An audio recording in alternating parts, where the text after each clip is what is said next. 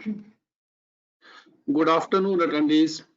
I, Dr. Sanjay Munjal, President of Chandigarh Association of Indian Speech and Hearing Association, welcome to the panel discussion organized by the Chandigarh branch of ISHA as a part of the Speech and Hearing Annuals 2020 being celebrated by the Indian Speech, Language and Hearing Association.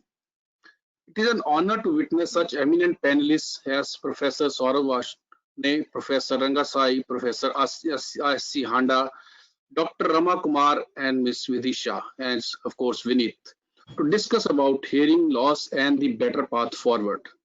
It is my privilege to introduce Ms. Sonali Vijthavan, the moderator for the today's panel discussion. Ms. Sonali is an alumnus of PJMER Chandigarh, presently working as a consultant audiologist and speech language pathologist at IIT Roorkee Hospital. She is the member of the management committee of the deaf school Anushruti Academy for the Deaf, which is a social initiative of IIT Roorkee. She has previously worked with Apollo Hospital Bhubaneswar and a leading hearing aid company. Sonali has been accorded with the Institute Medal for her academic and clinical excellence. She has various national and international publications to her credit. She has a rich experience of 13 years with the hearing impaired population, with a keen interest in deafness and neurocognitive speech and language disorders in children. Before I invite Sonali to take over the panel discussion, I would request the participants to please write your questions, queries, or comments in the question section, and Ms. Nidhi Harjai will compile the questions and forward it to the Sonali. Welcome, Sonali, and hand over the discussion to you. Over to you.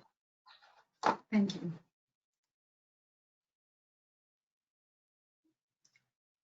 Can you see the screen, sir? Thank you so much, Dr. Sanjay, for such a warm welcome.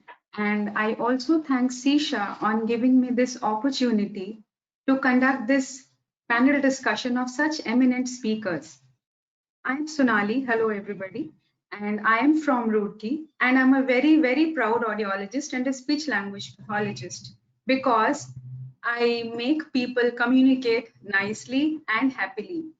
So when I was a little girl, and I'm sure all of you also must have heard about that poem, Humpty Dumpty sat on a wall. Humpty Dumpty had a great fall. All the king's horses and all the king's men could not put Humpty Dumpty together again. So this talks about Humpty Dumpty, that they could not put Humpty Dumpty together again. This also exists in spirituality and in divinity. When we all describe Lord Krishna as beauty personified, yet his image in Jagannath Puri, Odisha, is rather deformed. When you see this image, we see the image has no hands, there are no eyelids, and there are no ears. I have been lucky to have visited this temple. And now I wonder if there's a deeper meaning to Jagannath's incompleteness. Is Jagannath embodying a disabled person to remind the able beings that we must not lose sight of those who are different from us? Does it express the essential incompleteness and imperfection of all things around us? Why do so many of us reject people with disabilities? Why do we want to isolate them? Perhaps this image is meant to make us think about these questions and our attitudes towards individuals with hearing impairment. To discuss the same, today we have eminent speakers with us. Our first panelist is Dr. Saurav. Sir is the Executive Director and CEO of AIIMS Deoghar. He was the ex-professor and head Department of ENT at AIIMS Rishikesh. Sir is the Fellow of National Academy of Medical Sciences, International College of Surgeons, American College of Surgeons. And Sir is the second surgeon in India to receive the International Guest Scholarship from American College of Surgeons. Sir, thank you for accepting this invite, and I very warmly welcome you to this panel discussion.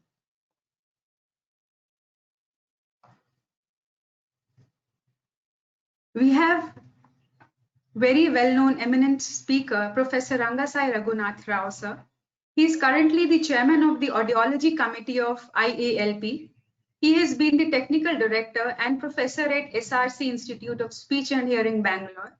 Sir has been the director and professor at AYJ NIHH, NIOH, and NIMH. He has been the president of the Indian Speech and Hearing Association in 1986 and 2014.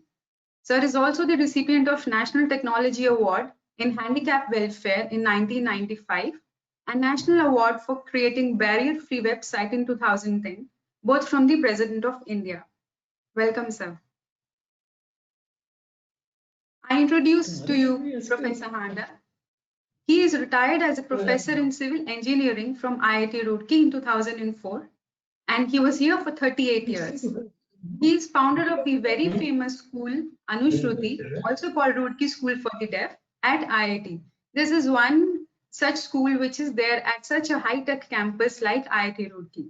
He is the recipient of many national and international awards, including the Government of India National Award in 1998 for being Best Individual Serving the Disabled, and this award was given to him by the Prime Minister of India, Shri Atal Bihari Vajpayee ji. Very recently, he also received the Distinguished Alumnus Award from IIT Roorkee in the category of Excellence in Service to the Society. Thank you for accepting this invite, sir. I welcome you. We also have Dr. Roma Kumar with us. Ma'am is a senior consultant psychologist at the Institute of Child Health at Sir Gangaram Hospital, New Delhi. She is chairperson and vice chairperson of so many societies. She is at panels of universities like IGNOU for developing programs in the special education field. She has set up many special schools, and ma'am is a life member of many national and international scientific organizations. Welcome, ma'am. Last panelist is Ms. Vidisha Balyan. She is National Disability Award 2019 winner by the Vice President. She was Miss Deaf World 2019, and she is the first Indian woman to win this title in the 19-year-old history of this event. Vidisha has profound hearing loss in both her ears, and her right ear is completely deaf with around 83-84 decibels in her left ear. She has been a 3 times TEDx speaker and 2 times silver medalist for lawn tennis. Welcome, Ms. Vidisha.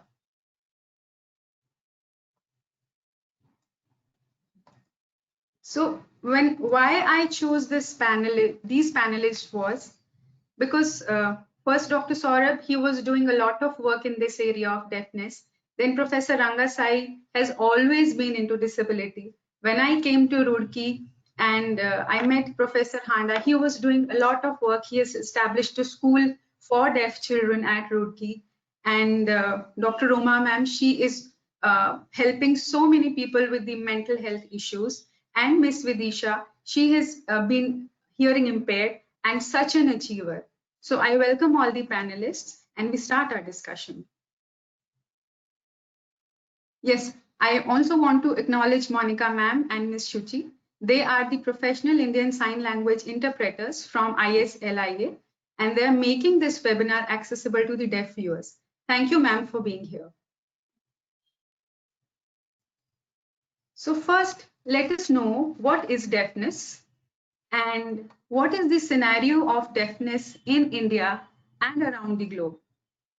Saurabh sir, I would like you to answer this question. Okay. Thank you, Sonali. First of all, I'm thankful for making me a part of this wonderful webinar.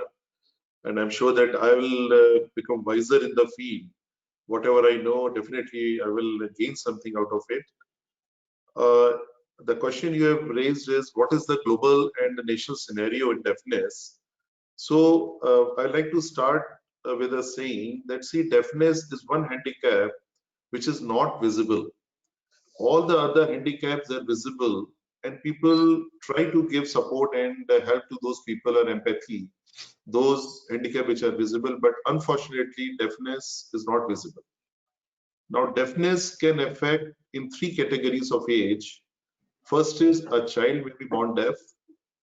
Second, a child may be born normal, but during childhood or during adolescence can attain deafness. And third is, with the aging process, the person starts having hearing impairment. So all three have different challenges in life and the different criteria to identify them and to help them. If we talk about the global scenario of deafness, as per WHO March 2020 data, which is the latest data available, more than 5% of world population, which comes around 466 million people, they are deaf or having hearing loss. And out of these 466 million, almost 93% are adults and 7% are children.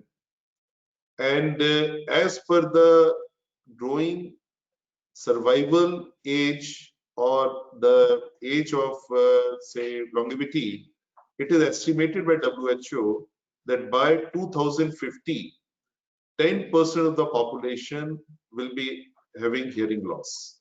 So it's a big concern if 10% of the population in 2050 we are anticipating will have a hearing loss.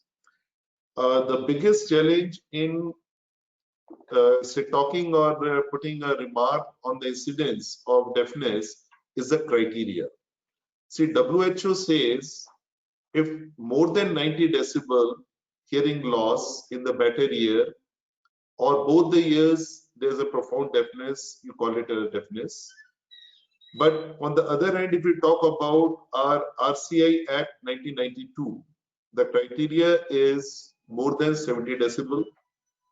If we go further, as per the Disability Act, which was in 1995, the criteria is more than 60 decibel, that too in speech frequency.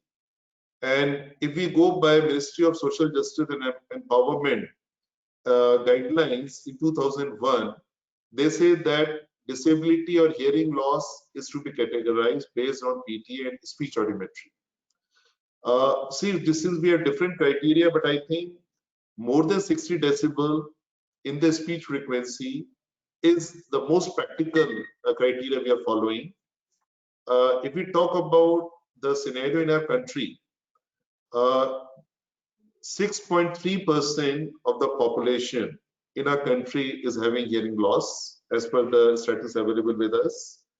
And if we go by further refinement in these statistics, almost 4 children out of 1,000 live birth, they have a hearing loss. And if you go by other statistical estimations, it says that it is found that 7.6% they have adult onset deafness and 2% they have say childhood onset deafness. The most important part in our country is, as per the statistics, the incidence of hearing loss is more in the rural setup as compared to the urban. It is 10% of the total, the figures we have is in the rural area and 9% in the urban area, although we have more focused diagnostic facilities in the urban setup. So it's a concern that rural area they have more. And in the same survey which was conducted, which I'm referring to, 32% of the people, they had profound hearing loss and 39% they had severe hearing loss. So it is almost 70% of the people, they had significant hearing loss to talk about, which is a concern. And it is estimated that about 56 to 60% of people more than 60 years of age have hearing loss, which is affecting their lifestyle. And one of the study has quoted that more than 70, if we talk about more than 75%, more than 75 years of age of population, almost 1/3 of the population, they have hearing loss. So if we go by all these statistics, it's a very, very big concern that hearing loss is affecting. And if I go to the latest disability survey, which was conducted in 2011, it said that the total population which has a disability in the country is 2.2%. And out of this 2.2% disability, hearing and vision, they are the second most common disability, which accounts for about 19% of the total disability. in the country. So it is after locomotor disability, which is 20%, 19% are this hearing and vision. So it's a big concern that hearing disability is a big concern in the country. And see, if we go by further WHO estimation, this is the negative part, what we are talking about, we are concerned, and that's why we are holding this webinar. But the positive aspect is that 50% of the deafness is preventable. And rest 30%, we can help the person either by surgical or augmentation. And so I would like to say that 80% of these population which we are talking about as incidents can be helped by either prevention, or it can be by intervention, or augmentation, or rehabilitation. So it's the positive aspect of this. So this is a very, very high incidence that is like that. Okay. So with this, thank you for that information, sir. I would also, can all of you see this? This is a hearing aid that used to be there earlier. First of all, we had those big body type hearing aids for helping the people with hearing loss. Then this size, it became this small with technology. It became very small as compared to this. This was big and this is small. Now we also have this one, see? This is very, very small. So we have these hearing aids that go inside the ear, and thanks to the technology that is helping everyone. So with this, I move to the next question to Professor Rangasai. Sir, we know it's all. Just one comment I'd like to add. Yes, sure, sir. When we talk about deafness, we always talk about bilateral hearing loss. But we had done a study at our previous institute that we have a very high incidence of unilateral sensory hearing loss also, which we found is about 8% of the total population. So unilateral hearing loss means that other ears are absolutely normal, but one ear has a hearing loss, which is about 8%. So when we talk about deafness, we always talk about bilateral. So we are having a big population which has a unilateral sensory hearing loss. I think we can talk about that also in further discussion. Thank you. Yes, thank you, sir. So, Professor Rangasai, how would you what could you tell us about technology helping the deaf population or the hearing impaired people? I would like you to please throw some light on that. Okay, thank you so much. Hello to everyone. And the question is such an important one. And you just saw Sonali showing some of the advances in hearing aid from body model to miniature size. But I, as a person with almost 50 years of experience in this sector, I would first of all love to compliment all persons involved in those with hearing loss, deaf and hard of hearing, audiologists, otologists, technologists in hearing industry, psychologists and social scientists, as well as policymakers, bureaucrats and political leaders for such a vast revolutionary reforming changes that have come in this field of technology in India. I'm not going to really talk much about the cochlear implant or hearing aid technology, which are very well known, which have been very well debated also. Both the schemes of Government of India as well as that of state governments have been doing exceedingly well in taking such services to people, and this has also come out quite well to the needy as per NSSO 2018 report. I just want to say that the gadgets that can support sound enhancement, such as induction loop system, need to be propagated. I selectively want to highlight a few areas which need to be further promoted.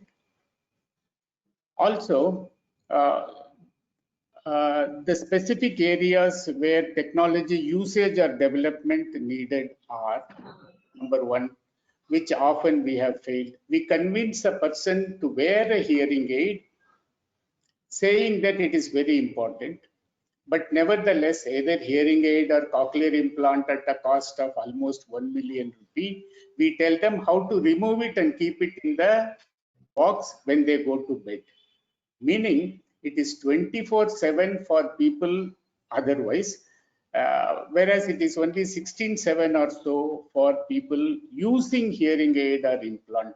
This is an area which has been troubling me, including based on a survey where 70% of people who are having hearing loss and who are using hearing aid want to hear at bedtime as well.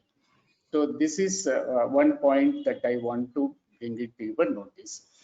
Second point is that the esophageal speakers, those affected by cancer, who will be using esophageal speech, they will be learning to talk through belching.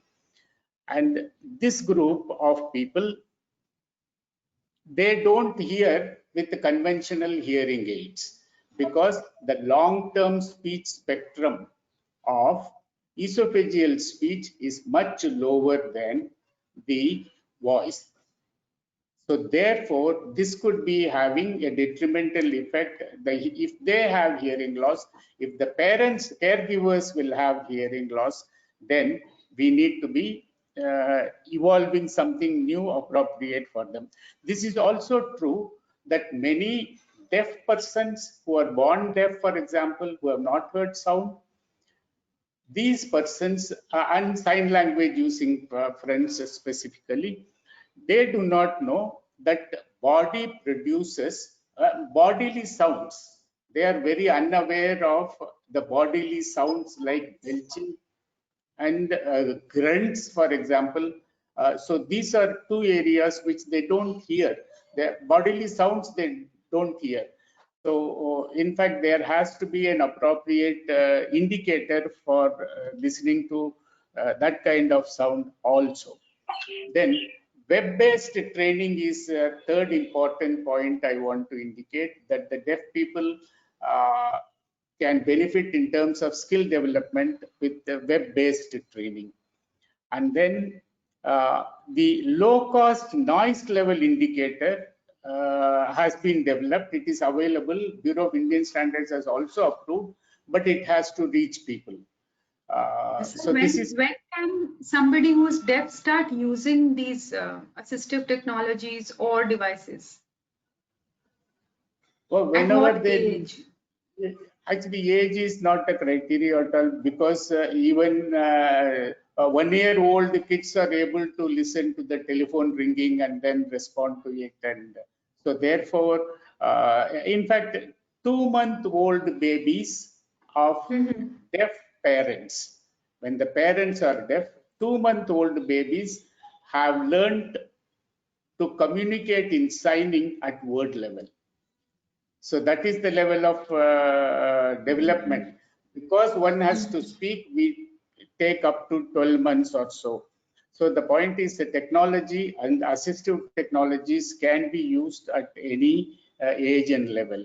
And also, I want this, Barka is one of the materials that have been developed by NCERT in ePathshala portal, that also gives a reading series for all in sign as well as in regular language.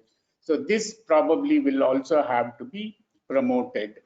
And deaf women, for example, who are walking alone at night, they don't get to see what is happening behind them.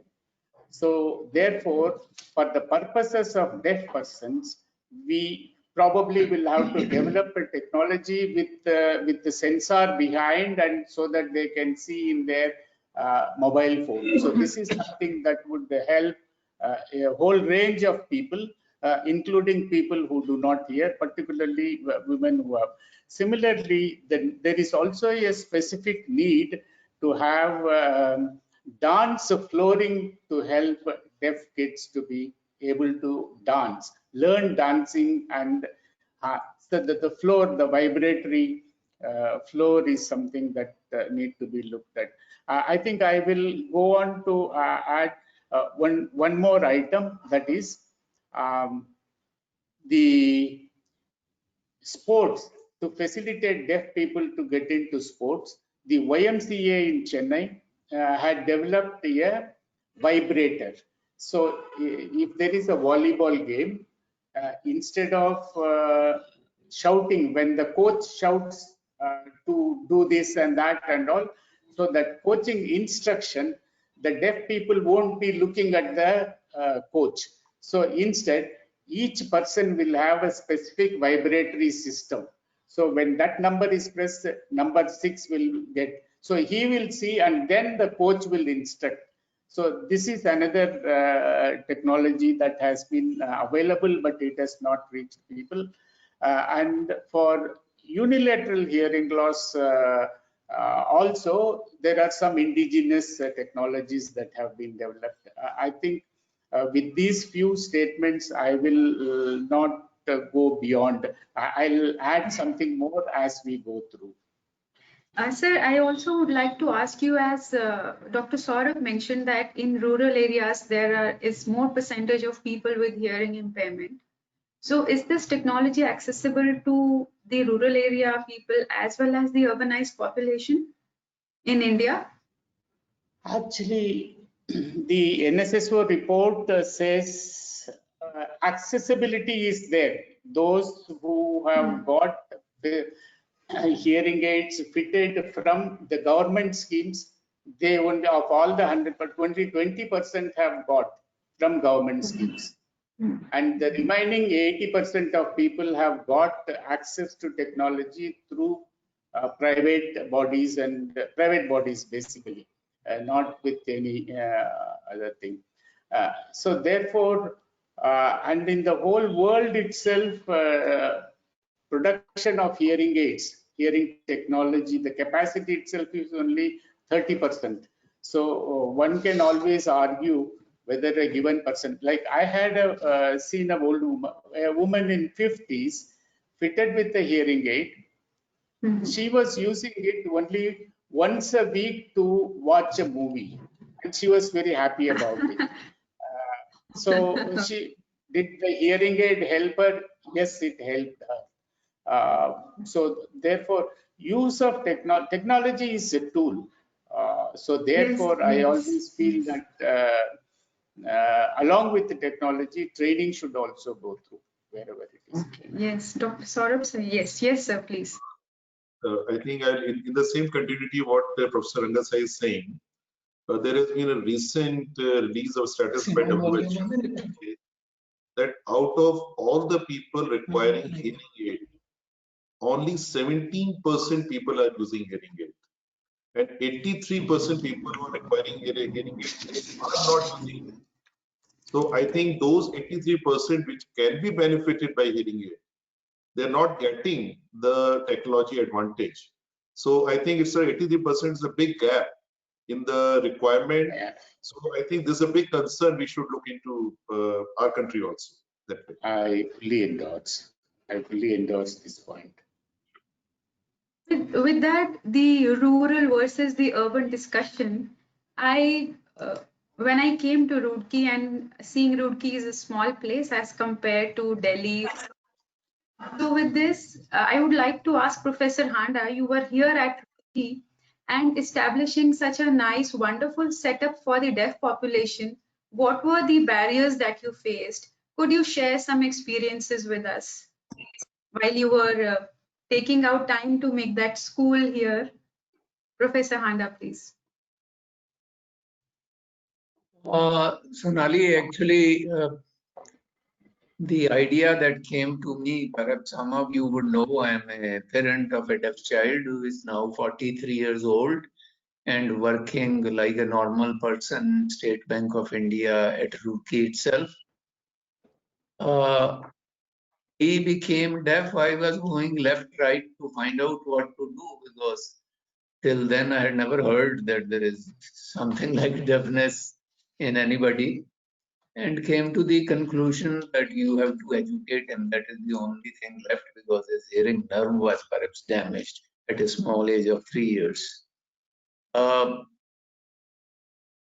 Maybe our expectations were high because we had come back from Canada after my PhD, that we couldn't find a very suitable school in India where I could shift and take my son. And then the policy of education came in 1986 during the regime of Prime Minister Rajiv Gandhi. And if you go through, I think the sentences which are written in special education are really worth reading. I think it was Natarajan, the secretary, then who wrote that in India, most means more than 90% of the schools for the disabled are more like homes for the destitute and not schools, whether they are private or they are government, which is very amazing. And he gave the reason why it is so. The main reason he gave was that there is no research being carried out in high-tech institutes or universities which could contribute to solve the problems in maybe educational technology, maybe assistive devices, maybe other things which can be done for the disabled. It was this idea that I went to the then University of Roorkee Vice Chancellor, that if they could promote or establish a school on its campus so that it may serve as a live workshop for our students of then University of Roorkee, now IIT Roorkee, to work as a live workshop to motivate them to do research in this area. And there were many hurdles, because everybody will throw brickbats on me what we have to do with the school on campus. It's not our agenda. And everybody will say that it is because his son is deaf, therefore he wants a school. While it was the other way around, that I could go to US where I had got 2 jobs meanwhile and educate my son there. But I was worried that the condition in the country was very bad as I went through the statistics, which is so even today. It is unfortunate. It is unfortunate. If the disabled could do a Kisan Dharna type, perhaps the fate will become better, but they are unable to do anything. So there were a lot of hurdles. Number one, where is the money? The Vice Chancellor asked, though I may agree to your idea, but where is the building? Where is the money? Where are the professionalism? It is not an ordinary school anybody can come and teach. Then I gave him being Punjabi, gave a Punjabi reply. For 10 years, you don't have to worry for money or professional development. My wife has done B.Ed from AYJ NIHH Bombay, and I had gone abroad under Commonwealth to know what is deafness, what is deaf education. So leave that responsibility to me. You only give a place on campus and a management by University of Roorkee of a few professors to run this show, not me all alone. There were a lot of hurdles. There was no money. There was nobody to convince. We started in a small room with broken furniture and a steel almirah which was rusted. And there was nothing to show to the people. But if you know it very well, others would come, they will see the school. Now it almost looks like a, if not 5-star, 3-star school in India. And So, all sir, has been done. a little thing that I'm sorry for interrupting, but a little thing that intrigues me is, do you find any difference when you started with all this 30 years back and what it is now? If somebody wants to start up something like this or establish something like this, so what are the difference in the scenarios, in the environment, in all the things? Oh, it is very different than what we were facing at that time and what one would face today. Major revolution which has come, which can assist, and those listening may take note of it, is the CSR scheme for the industries. Those having profit above a line, they have to spend part of the profits for the welfare of the society. And this can be made available to the disabled institutes for the disabled as priority number one anybody will do, rather than going and doing sanitation project in a village and all that. So the hurdles are far less.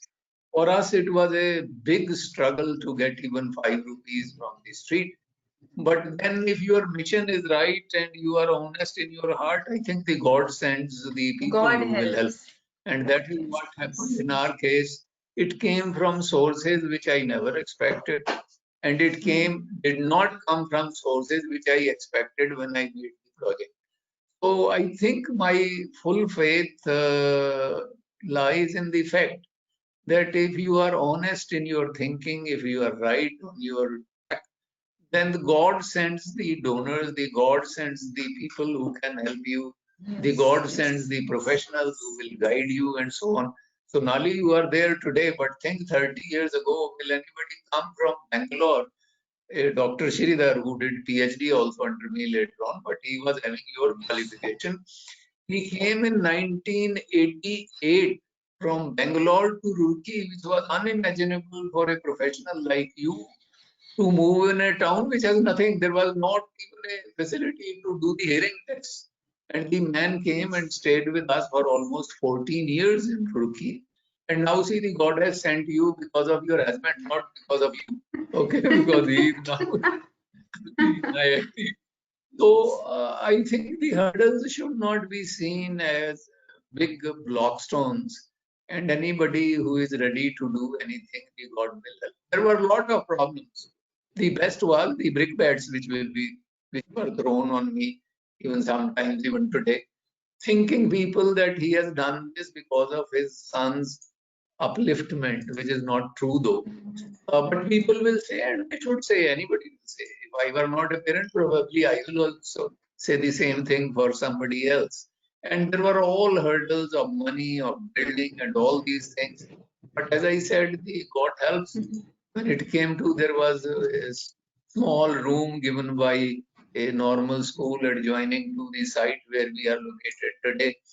And I went to the CBRI, the Central Building Research Institute, director, Dr. R.K. Bhandari, I want to mention his name, and I said, sir, there's no money for building. And even if I go begging, I can't raise funds. So why don't you make 3 rooms for us? And he was a good friend. And I said, I won't. I today have come to your office. If you don't do it, I'll come to your home, director's lodge in CBRI, and we'll stay there till you say yes. So in that funny environment, he said, Dr. Handa, go home. I will make 3 rooms. So he made 3 rooms as experimental construction. That is how the building started. And now And we have today a more than 15 yes, rooms in that. 15 rooms. And the best part today is that I had a faith. We could take aid from the government overnight. The then Secretary S.S. Verma of Ministry of Welfare was our student. And he said कि अंडा सा proposal लाओ अभी sanction करता हूँ कल 90% money ले जाओ मैंने कहा अभी तो आप मुझे एक चिट्ठी दे दीजिएगा 90% so that the syndicate of University of Roorkee Line Board of Governors today they approve the project but we are not going to take a penny from you and you will be glad that we have not taken any government aid from the government till today. It is all on collection of funds and charity. And that has paid dividends because there's a lot of autonomy when you work like this. So I would also like you to mention maybe through next round of this discussion about that beggar story you were telling me. After we have a few more panelists, you can share that story. It is a very wonderful. shortly. My first, I told you. Sir, my first fundraising was very unique. I was going to get a Xerox copies made, which were not Xerox machines were not available like today we have. There was only one Xerox machine which was on photocopy type, big one, and they used to take 2 rupees for one copy. In 1989, you can expensive. So I made a brochure for the school and I was going to get a few copies. My wife said, bring some vegetables. When I was buying vegetables, there was a poor lady standing there and she said, "Ke mujhe bhi kuch paise de do." So whatever change the person gave, I gave her. But she gave it back to me, that change, that no, I don't accept less than 2 rupees of begging donation. And I was surprised. 2 rupees was a big amount in 1989. Today it might be 20 or maybe 100 rupees. So I said, ये तो बड़ी अजीब चीज है. You are begging and you have a ceiling less than 2 rupees is not acceptable. The shopkeeper also said, sir, she does like that. I said, okay, my car is there across the street. I have some more change, I'll give you. So I gave her 2 rupees, and when she was leaving, I said, "Bहन जी, जरा रुक जाओ. Teach me how to beg because I'm going to be a beggar. What to do and how to do." She said कि आप तो मुझे लगता है professor हो यूनिवर्सिटी में, आप beggar कैसे हो सकते हो? Then I showed the brochure in English, explained in Hindi, and said, now you teach me how to beg. You will be surprised that lady had taken 2 rupees from me, but gave me back 18 rupees, whatever she had collected by that time. That this is my donation to you. Please get some extra Xerox done out of my money as well. I still insisted, you teach me how to beg. She said, if a beggar can give you money, the others will definitely do. You don't need any kind of training in begging. So that was my first fundraising of 18 rupees in life. And today we are very blessed. We were counting upon our alumni, which are in lakhs spread across the globe, and they can help, and many of them are helping the school. So most of the contributions which come to this school, because it belongs to IIT Roorkee without financial responsibility, but they contribute towards running the program, and therefore we are far better than many of the other schools. Right. Thank you. Thank you so much, sir. And now when we also talk about hearing impairment, what is going today requires a lot of strong mental health. Similarly, somebody who is hearing impaired requires a lot of mental upliftment because there are psychological issues. So, Roma ma'am, I would like you to please tell us what are the psychological aspects of hearing impairment and what are the procedures used in counseling? Thank you so much, Sonali, for getting me here. And I've been really fortunate to listen to the earlier speakers, and they're very good things that I'm learning from here. Well, as a mental health person, I do see that it's not, I heard from Handa sir also that it's a lot difficult to get, all the placements for the children, whether it be education, whether it be any other help from the community or from anywhere else or the government. So we need to see any individual with, a disability very differently. In the sense, it's not just objective, not just by doing a psychometric test to find out where the person is functioning, but it's also, important to see the subjective element. What is the background from where the individual is coming, and is it the test which is going to help me, or what is my aim to find out, what kind of, is it I'm finding out the cognitive ability of the child or the behavior of the child, or the academic achievement of the child. So it's very important to see, the type of loss that is there, whether it's conductive or the sensory neural loss or the mixed loss, and is there any comorbidity also with the deafness, the degree of loss, whether it's mild, moderate, severe, profound, the age at which we identify for the child, the etiology and the family history of the hearing loss, and any amplification that is used, what is the effectiveness of that tool which has been already used? Has it been used? Has it not been used? Any of the use of residual hearing which is there, which is the auditory skill, is it present, is it not present?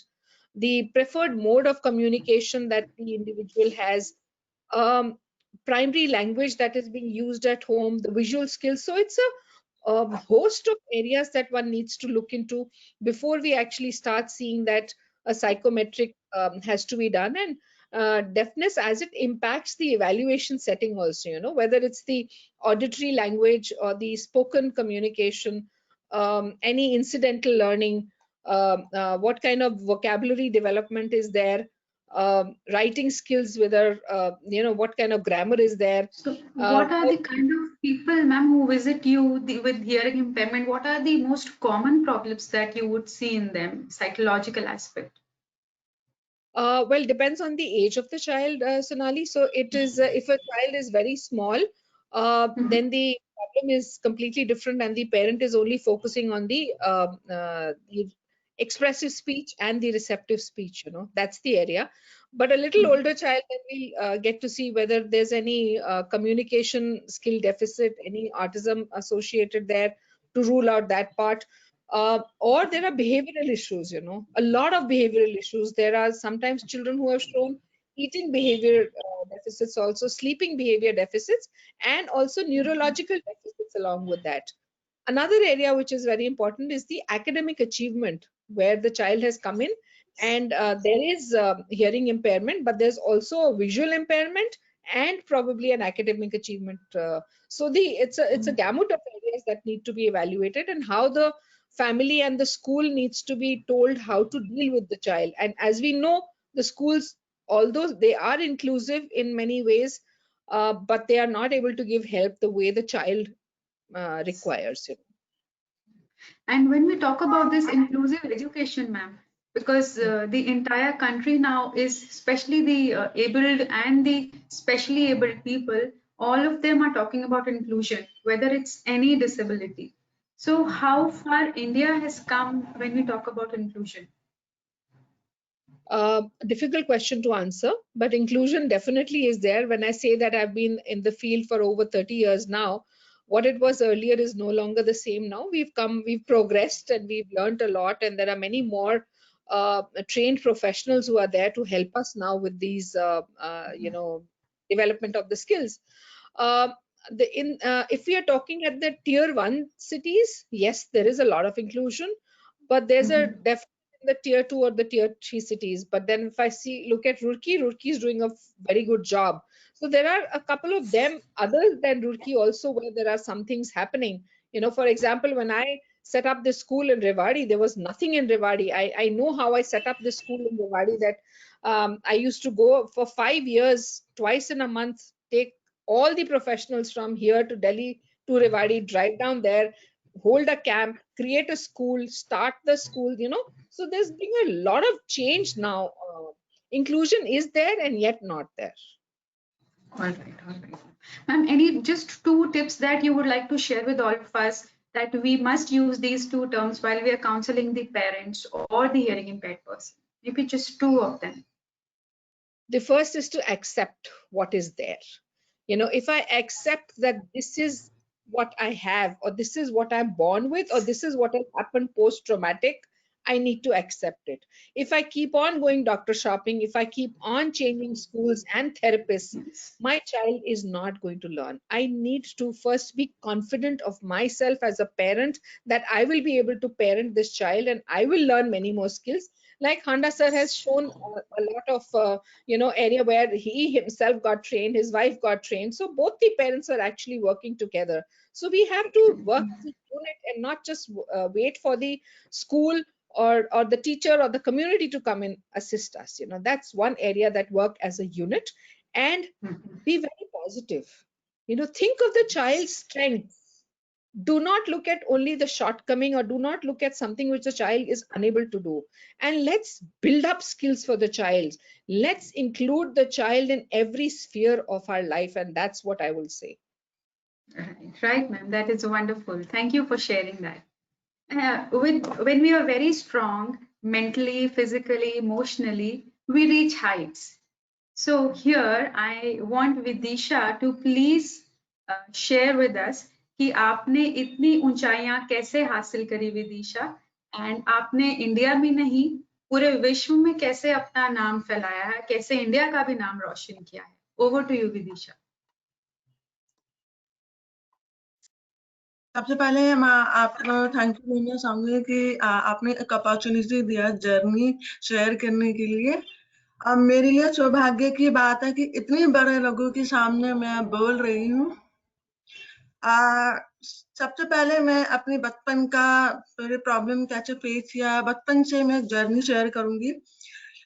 जो मेरे cousin है, वो मेरे same as के हैं, मेरी cousin वो same as के हैं और उनकी स्पीच बहुत ही जल्दी शुरू हो गए थे। और मेरा मतलब मैं 5 साल की थी तब भी मैं नहीं बोल पा रही थी, ना मैं रिएक्ट कर पा रही थी। इसकी पेरेंट्स पीछे से आवाज लगाते हैं या बाहर की बैल की आवाज नहीं सुनाई देते था, लेकिन मेरे कजन रिएक्ट करते थे और वो बोल लेते थे। मेरी कजन काफी कुछ बोल लेते, लाइक चीजों का नाम बताना और अपनी किसी को बुला लेते थे, बोल लेते थे, लेकिन माँ चुप रहती थी और मैं सिर्फ माँ पा करके बोल लेती थी। फिर पेरेंट्स को कुछ ऐसा लगा कि कुछ कुछ प्रॉब्लम है, कुछ तो गड़बड़ है। फिर मेरे को लेके एक मुझे पनागढ़ को बिलोंग करती हूँ, तो वही कि डॉक्टर को दिखाया तो डॉक्टर ने यही बोला कि विदिशा को कुछ हियरिंग इम्पेयर है, तो कुछ प्रॉब्लम है जो वो रिएक्ट नहीं करते। फिर उसके बाद मैंने एक एम्पलीफाइंग मशीन पहनना शुरू किया, एम्पलीफाइंग हियरिंग एड पहनना शुरू किया था। लेकिन फिर भी मुझे उससे भी प्रॉब्लम आ रही थी, जो कि कुछ बहुत तेज आवाज आ रही थी, तो मैंने फिर उनको उतार दिया, फिर बिना मशीन के मैं रहने लगी थी। फिर तब भी मुझे प्रॉब्लम हुआ, बिना मशीन के भी मुझे ना समझ में आ रहा था कहाँ से आवाज आ रहा है, कौन कौन मुझे बुला रहे हैं। फिर उनको लगा कि कोई अच्छे हॉस्पिटल में दिखाना चाहिए। फिर मुझे लेकर मेरे पेरेंट्स ने और मैटरनल फैमिली ने मेरे को एम्स में दिखाया। एम्स के डॉक्टर ने चेकअप कराया उन्होंने और बेरा टेस्ट करवाया। तो बेरा टेस्ट कराने के बाद इन्होंने एक सजेस्ट किया कि विदिशा को हियरिंग एड पहनने चाहिए। हियरिंग एड पहना और उसके बाद फिर ये भी सजेस्ट किया कि विदिशा के स्पीच इतना मतलब डिले स्पीच था और विदिशा को और स्पेशल स्कूल में जाना चाहिए। फिर मैं स्पेशल स्कूल में गई, वहाँ पे मेरे पेरेंट्स और मेरी मैटरनल फैमिली वहाँ पे गए। ऐसे सराउंडिंग को देखकर वो सराउंडिंग को देखकर फिर पेरेंट्स ने डर गए थे कि अगर मेरी बेटी स्पेशल स्कूल में जाएगी तो वो नहीं बोल पाएगी। उनको ये भी लगता था कि जब विदिशा कुछ वर्ड बोल सकती है, वो कम्प्लीटली डफ नहीं है, वो हार्ड ऑफ हियरिंग है, कुछ बोल सकती है, तो आगे जाके वो सेंटेंस बना सकती है, वो बोल सकती है आगे जाके। तब उनको ये भी लगता था अगर स्पेशल स्कूल में जाएगी तो उनका लिमिट हो जाएगी, वो सोसाइटी में फिट नहीं बैठेगी। फिर मेरी पेरेंट्स ने मेरी स्पीच पे बहुत ज्यादा मेहनत किया, मेरी मैटरनल फैमिली ने, और मेरे पेरेंट्स ने एक नॉर्मल स्कूल में एडमिशन करवाया। पहले मैं एक बड़े स्कूल में एडमिशन करवाया था, लेकिन टीचर को भी ये भी बोला था कि मेरा बेटी को स्पेशल अटेंशन दे दीजिए क्योंकि उनको प्रॉब्लम है और वो क्लास में सबसे आगे बैठेगी। मैंने बड़े स्कूल में पढ़ी। तो विदिशा, आपको सोसाइटी की तरफ से या स्कूल में आपको बच्चों से कुछ प्रॉब्लम हुई या टीचर्स की तरफ से कुछ प्रॉब्लम फेस की आपने? एक नॉर्मल स्कूल में हियरिंग एड्स के साथ आज भी लोग इंक्लूसिव एजुकेशन नहीं कर पा रहे हैं, तो आपको क्या प्रॉब्लम? ये प्रॉब्लम फेस किया है कि मैं एक नॉर्मल स्कूल में पढ़ी हूँ, तो उनको मतलब क्लासमेट को नहीं पता आता था कि उनके साथ कैसे ट्रीट किया जाए। एक्चुअली जैसे मैं नॉर्मल स्कूल में पढ़ती थी तो क्लास 6 तक तो ब्लैक बोर्ड में लिखते थे। उसके बाद फिर जब ब्लैक बोर्ड में लिखना शुरू किया, डिक्टेट करना शुरू किया, तो मेरे जो बेंच में साइड में जो बैठते थे मेरी क्लास में, मैं उनको देख देख के लिखती थी, तो वो बहुत जल्दी इरिटेट हो जाते थे, तो वो कॉपी छुपाना शुरू कर देते थे। उनको लगता था कि ये बहुत ज्यादा इरिटेट कर रहे हैं, बार बार पूछ रहे हैं, तो इसकी वजह से वो इग्नोर करना शुरू कर देते थे। तो मेरे को लगता था कि क्यों इग्नोर कर रहे हैं, डिमोरलाइज हो जाती थी बहुत जल्दी। और क्लास में टीचर को एफर्ट्स लगानी पड़ते थे, बार बार समझाना, बार बार उनको लगता था कि मतलब उनको लगता है कि उनको ज्यादा एफर्ट लगाना पड़े, उसकी वजह से इग्नोर करना स्टार्ट करते हैं। सोसाइटी में भी यही है। जैसे मैं मुजफ्फरनगर को बिलोंग करती हूँ, मैं वहीं पर रही हूँ, तो वहां पे मैं बहुत छोटा एरिया, वहां पे उनको पता ही नहीं होता कि कैसे ट्रीट किया जाए, उनको कैसे समझाया जाए। तो जैसे मैं कुछ उस टाइम, अभी मेरी स्पीच काफी क्लियर है, पहले की बात तो मेरी स्पीच क्लियर नहीं थी।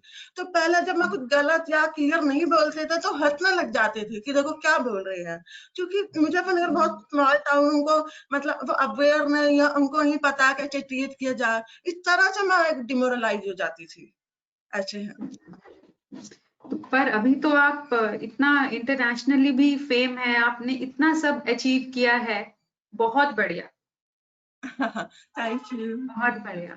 अच्छा, और जिन लोगों को सुनता नहीं है, वो कैसे अपॉर्चुनिटीज, कैसे अवसर ढूंढे अपने लिए? जैसे बहुत सारे लोग हैं जिनको नहीं सुन पा रहे हैं, बच्चे हैं प्रॉपरली नहीं सुन पा रहे हैं, वो अपॉर्चुनिटीज, अवसर कैसे ढूंढे? जिनको नहीं सुनाई देते उनको कैसे अपॉर्चुनिटी कैसे क्रिएट किया जाए।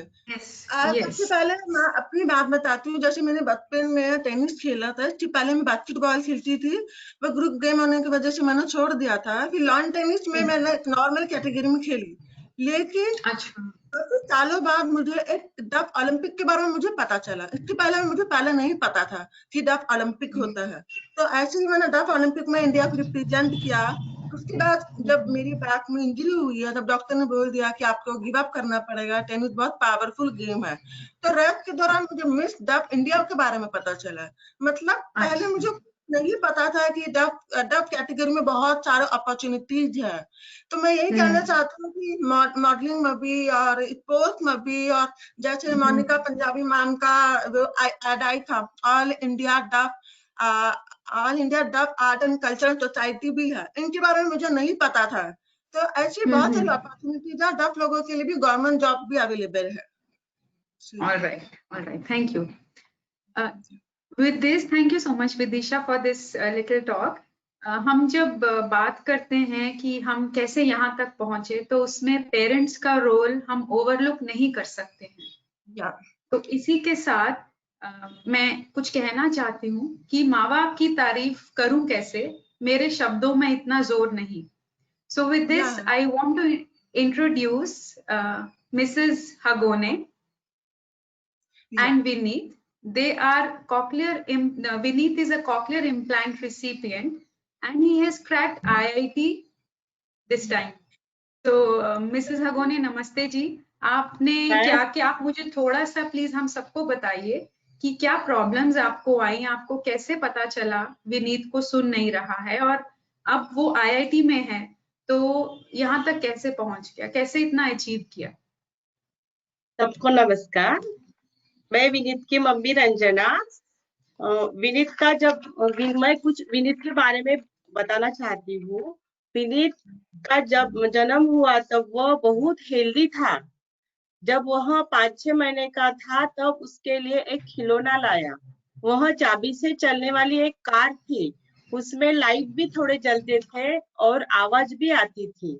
वो खिलौना उसके सामने रहता था, तब वो उसे देखता नहीं था, लेकिन पीछे के बाजू में जाने पर वो सीलिंग फैन को देखता था, लेकिन वो आवाज के ऊपर बिल्कुल ही ध्यान नहीं देता था, सीलिंग फैन को ही देखता था। तब उसे थोड़ा डाउट हुआ था, हमें थोड़ा डाउट हुआ था कि उसे आवाज नहीं आ रही, विनीत आवाज नहीं सुन रहा, इसलिए हमने उसे हॉस्पिटल में दिखाया। तो डॉक्टर ने बोले कि ENT डॉक्टर को थोड़ा दिखाना पड़ेगा। उसके बाद हमने उसे ENT डॉक्टर को दिखाया। उन्होंने हमको बेरा टेस्ट करने को कहा। बेरा टेस्ट करने के बाद उसे हमको पता चला कि वह 100% डेफ है। तो हमको बहुत दुख हुआ। इसमें 2-3 महीने ऐसे ही चले गए, क्या करना क्या नहीं। फिर हमें समझ में नहीं आ रहा था कि हम क्या करें क्या नहीं। जब वह 11 महीने का हुआ तब हमने उसे मशीन लगाना शुरू किया और थेरेपी के लिए स्कूल में ले जाना शुरू किया। तब से हमारा टोटल फोकस उसी पर ही था। बाद में डिजिटल हियरिंग एड लगाया, लेकिन वह मशीन से अच्छे से नहीं आवाज सुन पा रहा था।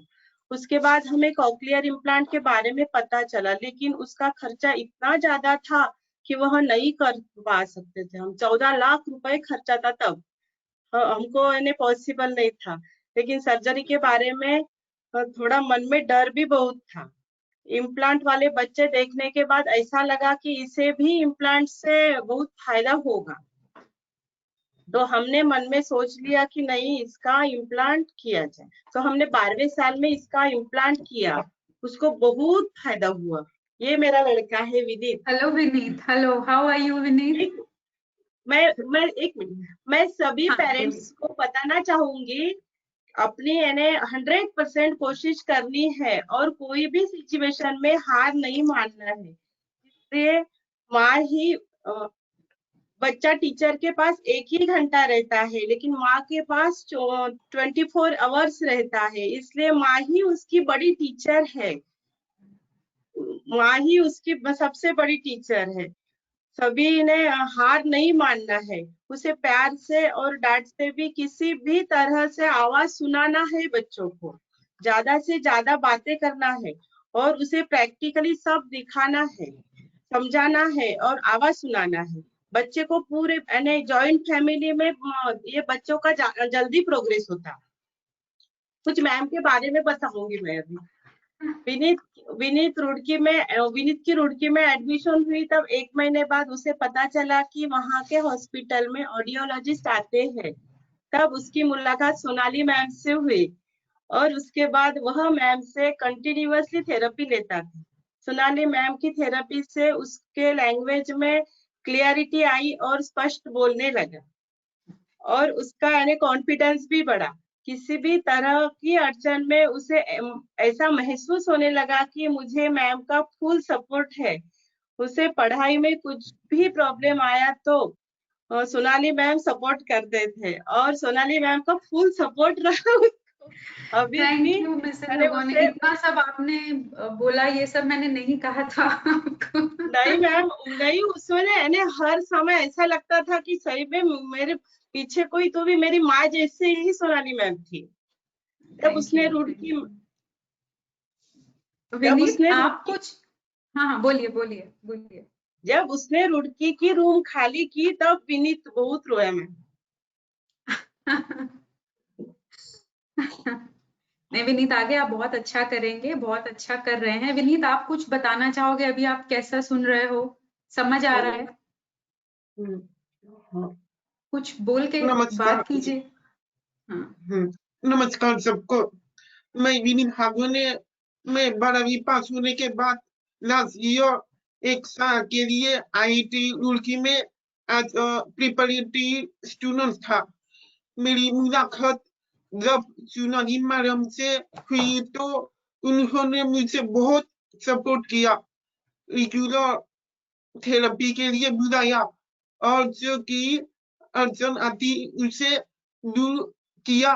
मैं जब मेरे घर आया मुझे अकेलापन महसूस होने लगा था, लेकिन जब से मैं सोनाली मैम से मिलता रहा तब मुझे परिवार जैसे लगने लगा। अभी मैं IIT पंजाब में computer science and engineering third year का स्टूडेंट हूँ। Very good, thank you so much Vineet, and many congratulations कि आपको अभी कंप्यूटर साइंस एंड इंजीनियरिंग मिल गया है finally. Thank you ma'am. Thank you ma'am. So, can all of the panelists, can we be on the camera now? Sonali, I want to ask whether Vineet is getting support in the classroom, like speech to text, something. What support does he get in the college? Sir, we are working only on his auditory part, improving. He's hearing very nicely. He's using accessories with the implant. So with that, he's doing very fine now. Yes, sir, please.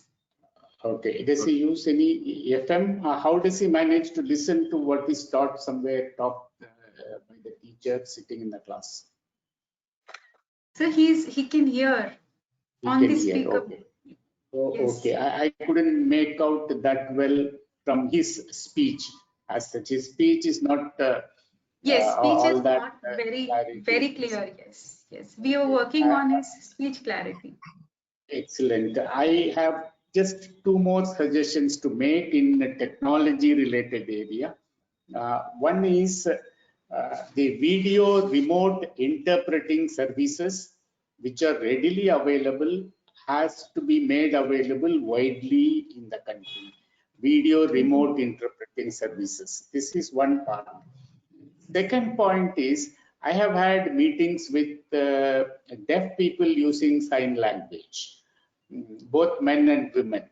One of the important points that came up is, which I have been able to convey to them, is also hearing is what we have evolved over a period of time, has essentially over 300 million years of evolution, has three important functions. One, it makes us feel that we are part of a larger moving world. And number two, that it is a second signaling system. It alerts us from danger. Third is communication, that is learning to speak. So the second part, first and second part are equally important, whether you are speaking or whether you are using sign language. If you would like to live safely in the present world, one has to get alerts of the sound. This is something that I have also told the deaf group of people, that if they were my sibling, I would certainly won't allow them to go out without getting these kinds of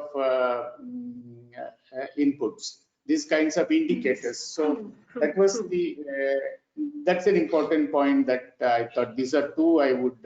This also reminds me of the Charles Darwin theory. It said that it is the survival of the fittest, but I think these days it is the survival of the one who fits in.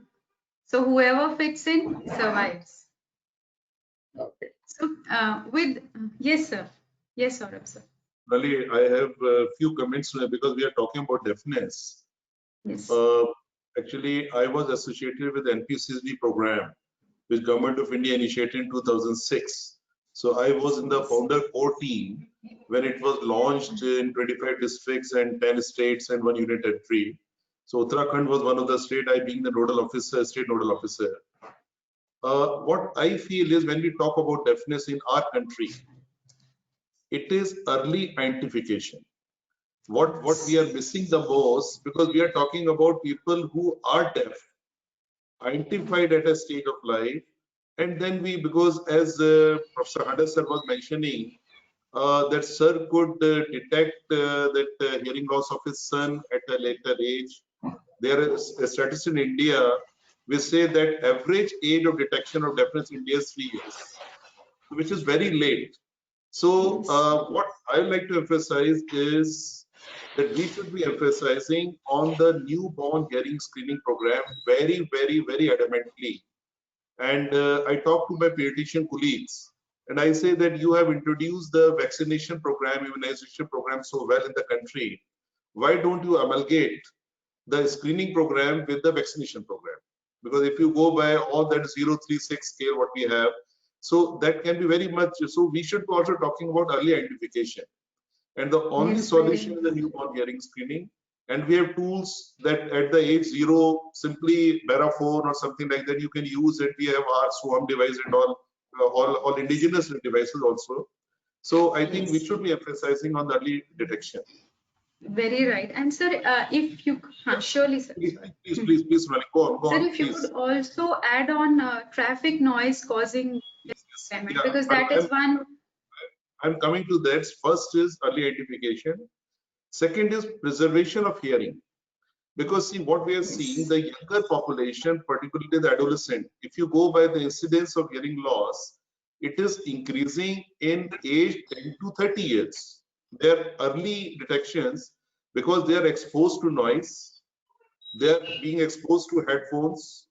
And third is, recently we concluded a study on EMF exposure on this is mobile phone EMF radiation, auditory effect, at my previous center, which was funded by DST.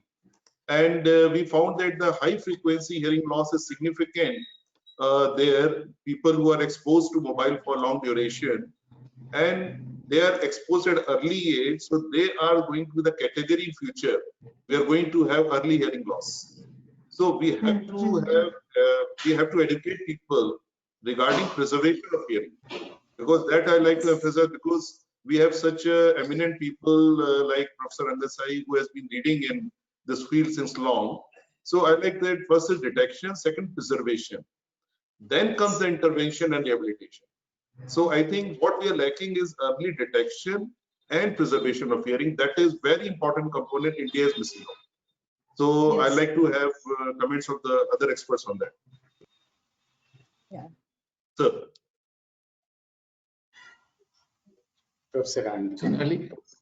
Yes, so can I just, yes. So can I Yes, just sir. summarize once, and because of lack of time, we have some audience questions too. Okay. Okay. Okay. That will be better. Just so to summarize this, managing any hearing impairment is not a single soldier war. And we also know that what comes with practical experience is not what we have read in books. Third, what I summarize, what we gather is that depending on the child or an adult, his environment, all his communication modes can be tailor-made, whether it's a hearing aid or a cochlear implant. So we as professionals together, our focus is that one individual and the country, so that we can make the life worth living and a happy one for that individual. So these are a little few pictures of the Anushruti children, and when I say parent involvement is very important, very essential, and that brings me an end to my thing of it. I request Nidhi ma'am, if you could please ask the audience questions to the panelists.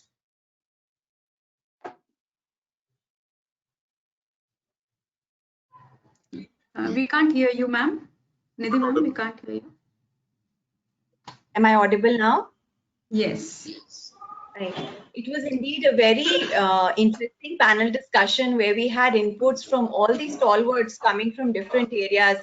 And especially Vidisha और विनीत आपसे बात करके हम सबको audience में सभी लोगों के कमेंट्स आए हैं कि आपकी स्टोरी, आपकी जर्नी इतनी इंस्पायरिंग है सबके लिए कि हियरिंग लॉस अब उन्हें भी लगता है कि it is not a challenge any more, और अगर आप हासिल कर सकते हैं इतना तो डेफिनेटली कोशिश करेंगे, और अगर सबका साथ रहेगा तो बाकी लोग भी बहुत ऊंचाइयों तक पहुंच पाएंगे. So thank you Vidisha and thank you Vineet. And the first question is for Professor Rangasai. Sir, what I want to ask you is that, you know, when we talk about assistive technologies for the people who are hard of hearing or for people who are deaf, it is very sad that we as audiologists, hum log who are working with the people, which is the deaf community, our own awareness or our own information about these technologies is very limited. So is there any resource platform, or is there anywhere where we as audiologists can gather information so that we can disseminate this information to the people who require it? Absolutely.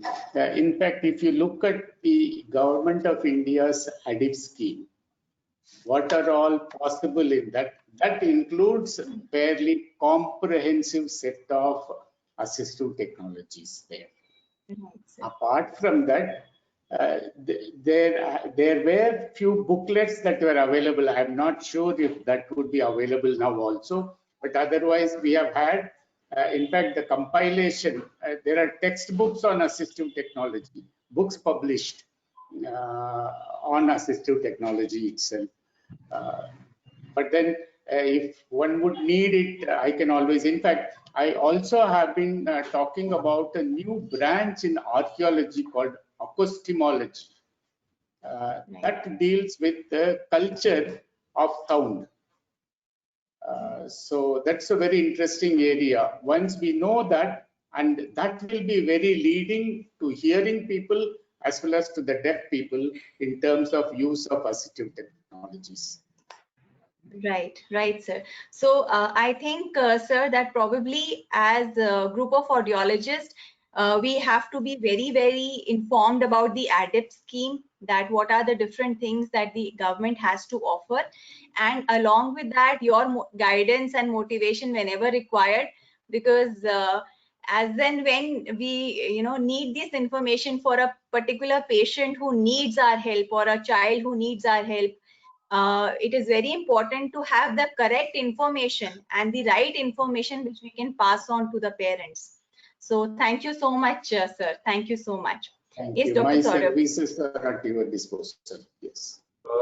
I'd Yes, like sir. to add Thank you, continuity sir. of Professor Anas said that ADEB scheme does not only provide information. ADEB scheme is really a wonderful scheme. It provides assistance also for all the streams of disability.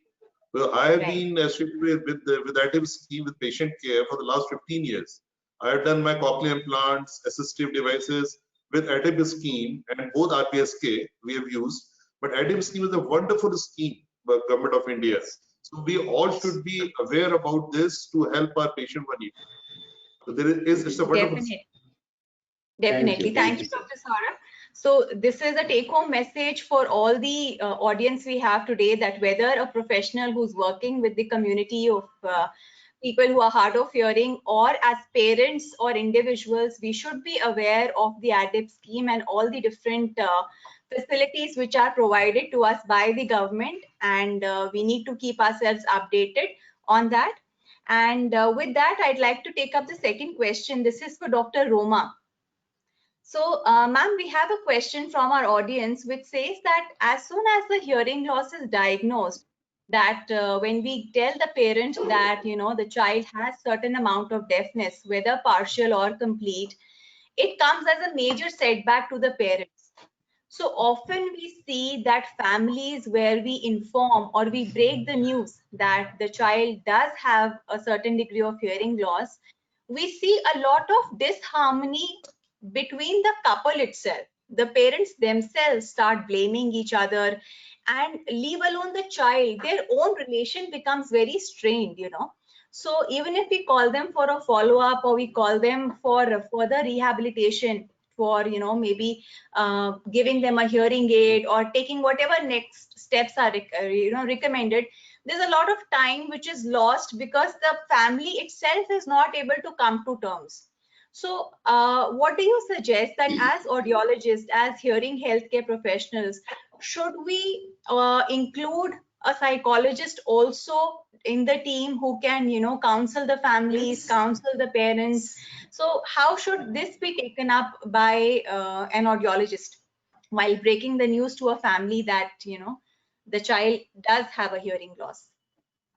So it's not just for the hearing, Nidhi, it's for any other chronic area or the chronic illness, or maybe another disability, or maybe it could be ASD, something which is out of the parent definitely goes through a phase of denial.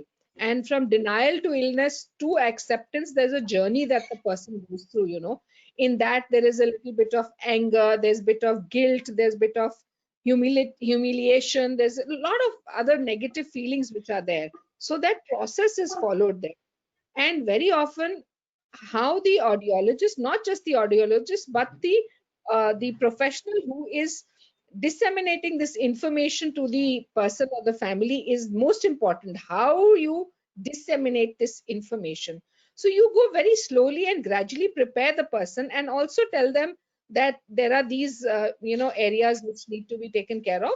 And I completely agree that most of the hospitals now where we are doing this work, there is a psychologist who's sitting on the panel, and the psychologist actually, the way the psychologist helps you communicate to the person is also very helpful. So the harm is not so deep, and you start the family starts trusting you, and you help the person that let's not waste the time. I agree that there's a lot of pain that you're going through, but this pain will only come away only once we begin this protocol. So there is a little protocol that we need to follow.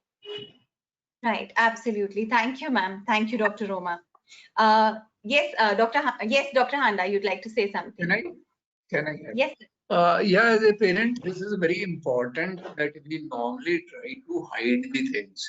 We don't come to terms, ma'am, that my child is handicapped or disabled or is not hearing and whatever.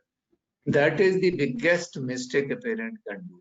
I learned it very early when my child had an onslaught, that if you want him to succeed in life, you must take him everywhere. You must make him right from childhood into the society. Whatever the world says, don't bother him. Some of the parties, my friends will say, don't you feel ashamed that he's behaving like this? I said, no, I don't feel ashamed, but if you feel ashamed, you better leave the party. Right. It made my son Vivek so versatile that today I am so proud that because of that one attitude as a parent, he is having more friends in Roorkee than I have. He is able to handle in the bank where he works 6 people at a time, sometimes not letting them know that I am not here. And they are IIT students, mind you, not ordinary people from the street. And we prefer going to Vivek Bhaiya for any of the work to be done in the bank. And that's a fact. One day I went to the bank for some my own purpose. There were 2-3 girls sitting in the bench filling up forms. So I asked them, "Ke beta, who is attending to you?" "Ke Vivek Bhaiya." The name is written on the plate.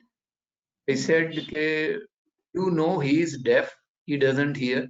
They yelled at me that how as an old man you can blame somebody. We have never realized he doesn't hear. I said, I am telling you because I am his father. And they were amazed that a deaf person with this disability can handle so well the clients. It came only because he was made to associate with the environment and the society right from childhood. Many a times I remember I had a student, he was sitting at my back, and you know, some African students would wish, and I knew I never taught them, I don't know them. I stopped to find out what is wrong, and he laughed at me. He was hardly 10 years old. He says, "Go ahead, they are my friends, not yours." He used to play football with them. So this is a very big message for the parents. Please don't take it. Take it. God has given you a problem. You have to solve it. But make your child associate as any other child in the society and with peers and with friends. Then he'll be more successful than he will be. Yes. So inspiring, Professor Handa. Absolutely. The words that you just said, I so agree with them that we have to learn as parents to convert our challenges into stepping stones.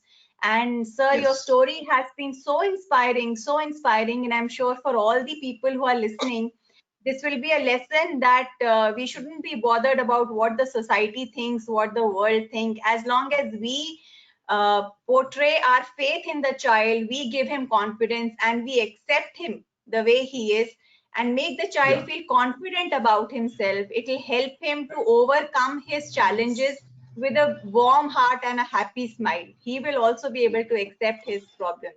So that indeed is very inspiring, sir. Dr. Saurabh wants to add something. Yes, Dr. Saurabh. I just want to add a comment.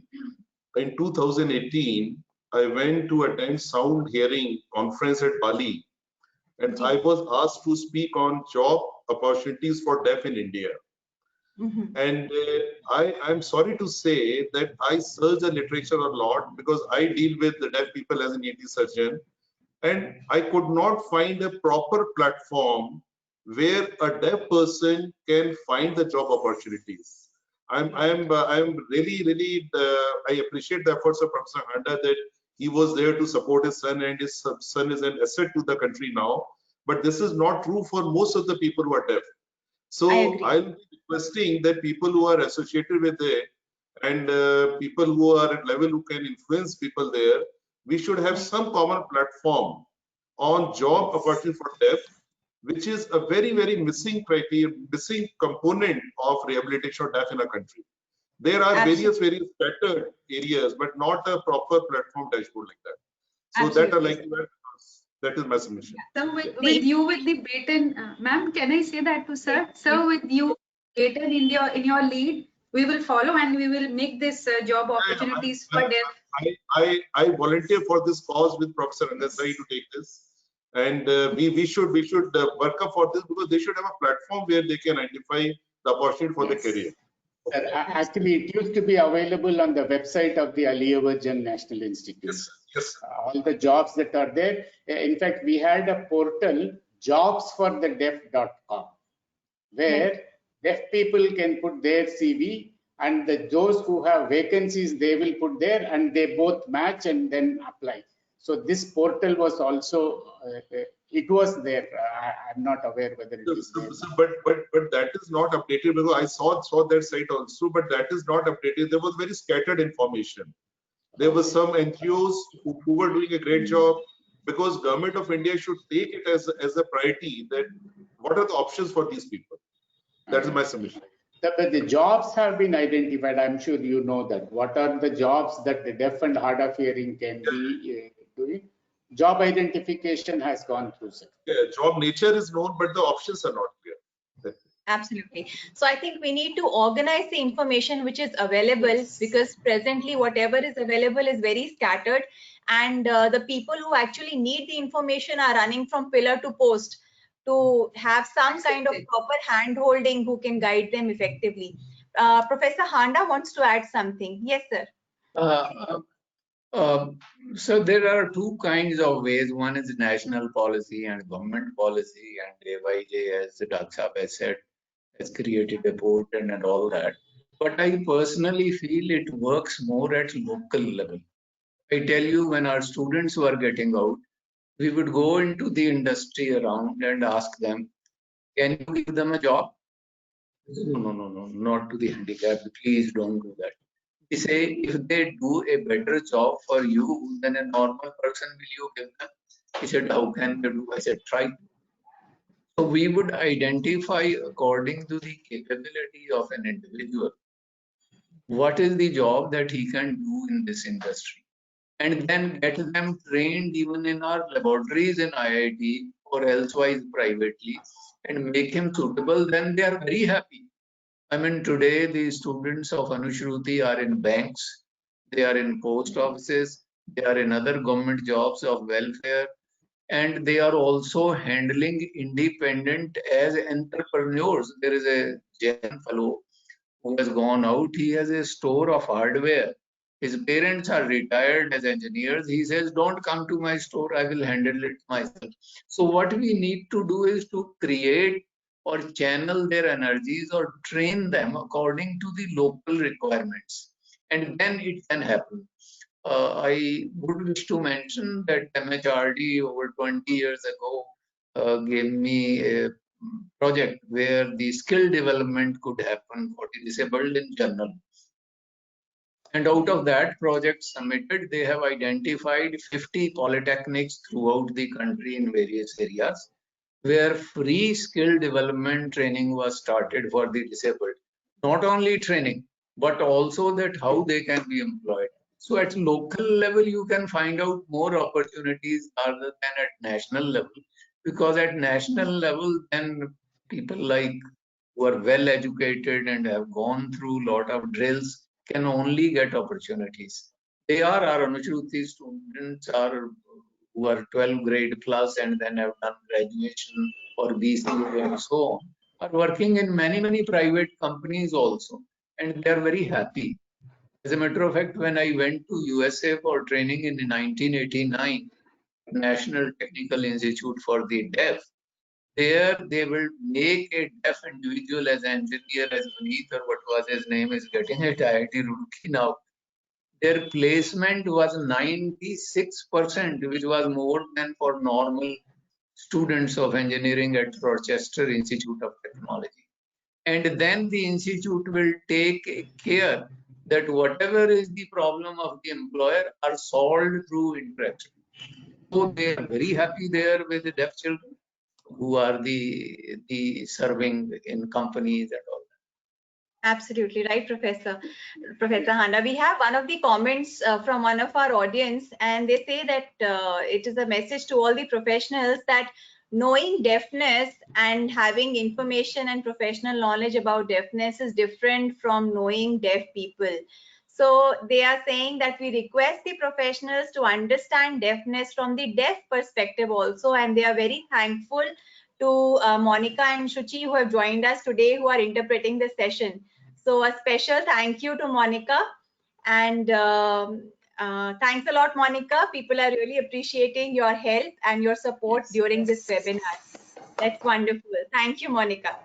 And another question we have, just Ma'am, this will be the last one. Yes, we're running short, very much short. So, Dr. Roma, There's another question that we have, which is very interesting, that when we say that when a child is being mainstreamed, like Vidisha mentioned that she went to a regular school. So when a child is mainstreamed with other normal hearing children, how important is it to sensitize the normal children about how to deal with a child who has special needs? Because like she said, that children used to make mock her and kind of make fun of her, that she's taking a little longer than other children to cover up the classwork, and even teachers were trying to avoid. So how essential is it to counsel the educators, the teachers in school, and also the normal children in class, that how should they deal with a child who has special needs? Completely agree with this question, and it's very close to my heart because I am a firm believer of creating more and more awareness and sensitization programs. And it's important to sensitize the peer group, because the peer group can be the one who can be really nasty to their own peers, and it leads to a very lasting impression and a negative impression. And also the person who is not just deaf or disabled, but even looking different, or even height wise different, or obesity, anything who is different, anyone who is different, and the peer group needs to be sensitized on how to behave with them, how to include them into the society. And it's the job of not just the educators or the school counselors, I would say even the PE instructors, anybody who's in the sports, in the entire school community, the parent community, and children. We all need to sensitize ourselves to the differences. We have to start taking these differences very, very positively, and that's how it's going to work. And when the earlier comment of yours, that looking at deafness and looking at the deaf person, see the things from that person's shoes. Anybody who's different goes through a huge lot of psychological mental health issues. Yes. So important Very to sensitize and make aware. Don't be deaf or deaf. बधिरों के लिए बधिर ना बने. Very right. Don't be deaf or deaf. Thank you so much, Dr. Roma, and to all the esteemed panelists for all their insightful inputs. And the audience are coming up with lovely comments that it's been indeed a very enriching panel discussion, because rarely, although in the COVID times, we have seen a lot of webinars on a lot of topics, but hearing impairment with such esteemed panelists, and we've tried to cover different aspects and different facets of hearing impairment. So thank you very much. And now I'd like to hand over to Sonali again and Dr. Nurain for the vote of thanks. Thank you, Ms. Nidhi, for this audience handling and for asking the questions. And I thank all the panelists for accepting an invitation from my side and saying a yes to it. Thank you with all my heart. Thank you so much. Thank you. Nurain sir, over to you. I, Dr. Nurain Alam, Secretary, Branch of Isha. On behalf of Shisha, would like to thank our respected panelists who took out time from their busy schedule to join this panel discussion and make it successful and inspiring one. Our sincere thanks to Dr. Saurabh Vashne sir, Director AIMS Devgarh, Professor R. Rangasai sir, ex-Director AYG NHH Mumbai and my teacher, Professor S.C. Handa from IIT Roorkee and founder Anushruti Academy for the Deaf, Dr. Roma Kumar, consultant psychologist, Sir Gangaram Hospital, Delhi, and Ms. Vidisha Palian, Miss World Deaf 2019. We are enlightened with your knowledge and the presence. We are thankful to Mr. Vineet Nana Hagone and his mother, Miss Ranjana, to join the event. I would like to thank Ms. Monica Punjabi and Ms. Shuchi Patrick, professional sign language interpreters from ISLIA, for providing sign language interpretation for the session. We would like to thank Ms. Sonali Viz for planning, executing, and moderating the whole session successfully. Also, thanks to Ms. Nidhi Bhatnagar and Mr. Ravish Kumar for supporting the session. I'd like to thank Shisha's president, Dr. Sanjay Munjal, for his support and guidance. A special thanks to Isha and Dr. Amulya for providing full support for this activity. Our heartfelt thanks to all Shisha members and whole audience for the active participation. With these words, we come to the end of today's session. Thank you so much. Thank you. We can clap for ourselves once. Thank you. Thank you. Yes. Very well done, Sisha. Congratulations to you. Thanks, Dr. Sanjay Munjal. Thank you, Nurain.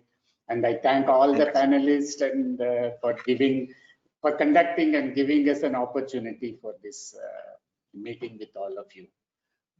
It was pleasure meeting Handa sir and of course Saurabh sir and Roma madam and all of you after a long gap. Thank you so much. Thank you. Thank Bye, you so Sonali. much. Bye. Thank you. Thank you, Bye. everybody. Good Bye-bye. evening. Bye-bye. Bye. Thank Bye. you, Sonali. It shows many good things can happen during COVID also. It was a really lovely session. Yes. Very Yes. informative. True, true. Yes.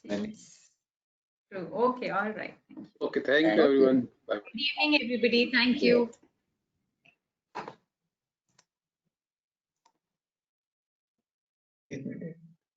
Yeah. Thank you. Thank you, all of you. Thank you, Vineet. Thank you.